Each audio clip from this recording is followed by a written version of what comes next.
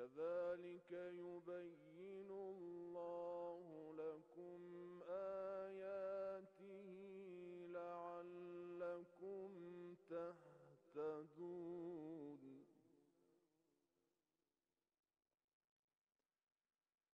بسم الله الرحمن الرحيم.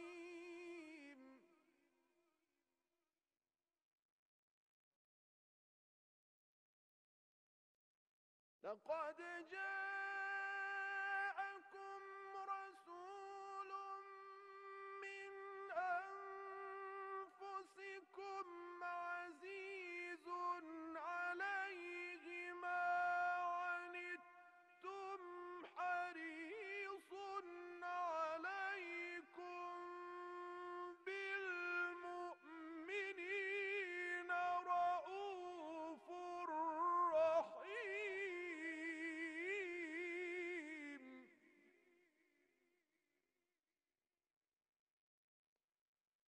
فإن تولوا فقل حسبي الله لا إله إلا هو عليه توكلت وهو رب العرش العظيم. صدق الله العلي العظيم.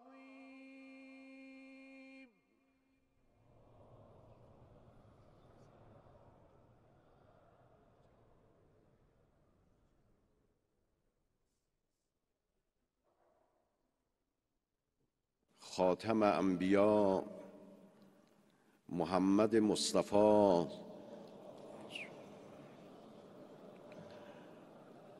صلی الله علیه و آله و سلم و فرزند برومندش امام جعفر صادق علیه السلام و همچنین هفته وحدت اسلامی رو به همه حضار محترم، میهمانان عزیز، علما، فرهیختگان، مسئولین و همچنین به ملت بزرگ ایران و همه مسلمانان جهان تبریک و تهنیت عرض می کنم.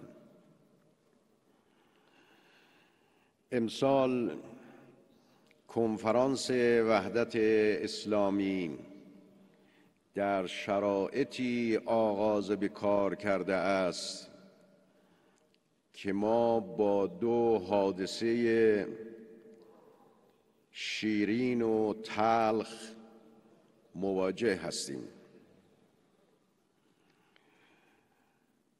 بخش حادثه مغتنم و شیرین منطقه ما پیروزی‌های ارزشمند ملت‌های منطقه و ارتش‌های منطقه بر تروریسم هست. یا سلمان وما نسبك وما حسبك؟ أجاب سلمان قال أنا سلمان ابن الإسلام، كنت ضالا فهداني الله بمحمد، كنت فقيرا فأغناني الله بمحمد، وكنت مملوكا فأعتقني الله بمحمد، فهذا حسبي ونسبي. أيها الإخوة والأخوات، استمعنا كلمات وفهمنا من هذه الكلمات بأن الدين الإسلامي، حضارة الإسلامية والمجتمعات المسلمة اليوم يعيش أصعب فترات تاريخه، وهذه الفترة التي نمر بها يمكن أن نصفها بأنها الفترة الصعبة الرابعة.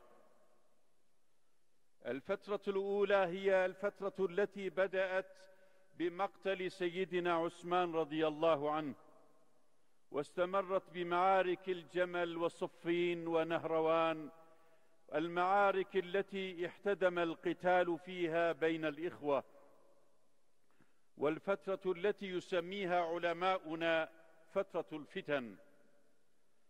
الفترة الثانية هي الفترة التي حوصر فيها العالم الإسلامي من قبل المنغول والجيوش الصليبية، وقد انتقلت هذه الفترة إلى صفحات التاريخ باعتبارها الفترة التي سالت فيها الأنهار دماء وأحبارا.